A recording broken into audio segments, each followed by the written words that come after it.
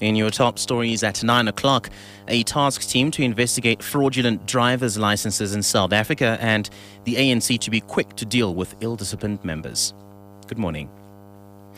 Transport Minister Safm9am has confirmed that a task team has been established to investigate fraudulent driver's licenses in the country, especially at testing stations and driving schools.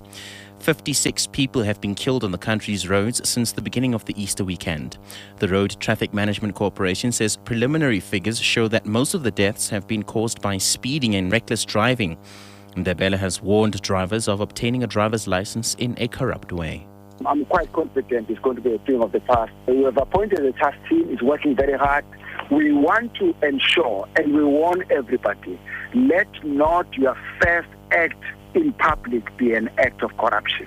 Getting a fraudulent license, we have started on a route to be corrupt right at the age of 18 or 19. It can't be. We are going to be closing those loopholes, dealing with those driving schools.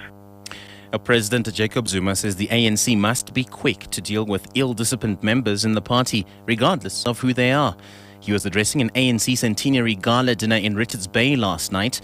President Zuma's comments come a week after expelled Youth League President Julius Malema got suspended from party activities for accusing him of dictatorship.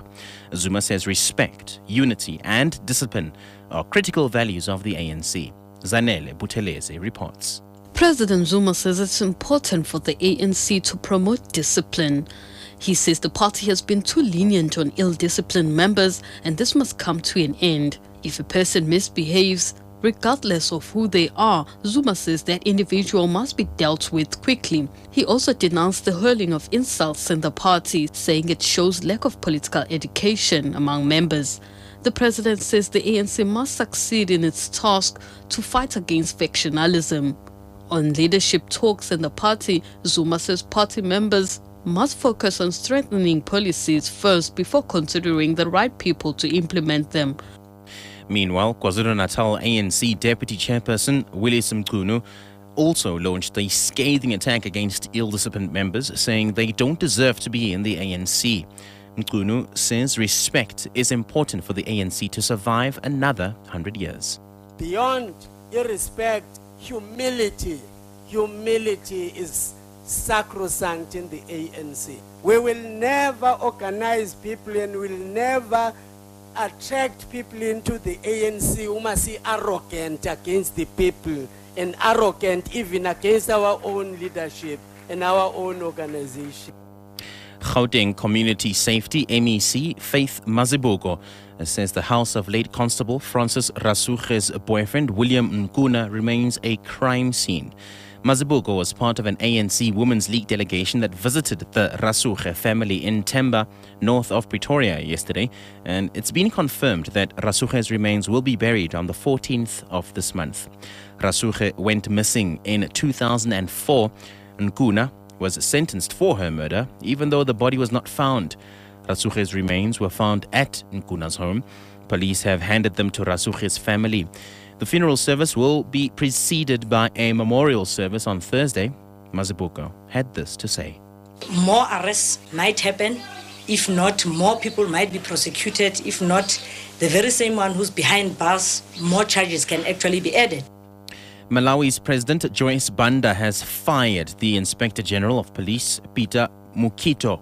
Banda has now appointed Commissioner Lot Dzonzi as the new police chief. The appointment was announced through state-controlled Malawi Broadcasting Corporation this morning. The president gave no reason for firing Mukito. However, analysts say the writing was on the wall because the fired police chief was behind the 6-month University of Malawi standoff between lecturers and government. Meanwhile, burial arrangements for the late former President Bingu wa Mutharika are yet to be announced. And finally, a United Nations brokered plan to stop the bloodshed in Syria has effectively collapsed after President Bashar Assad's government raised new last-minute demands that the country's largest rebel group swiftly rejected.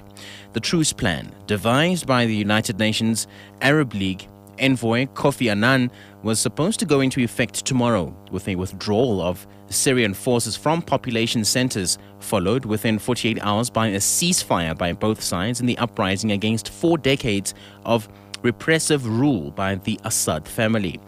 Yesterday, Syria's foreign ministry said that ahead of any troop pullback, the government needs written guarantees from opposition fighters that will lay down their weapons. The commander of the rebel Free Syrian Army, Riyad al-Assad, said while his group is ready to abide by a truce, it does not recognize the regime.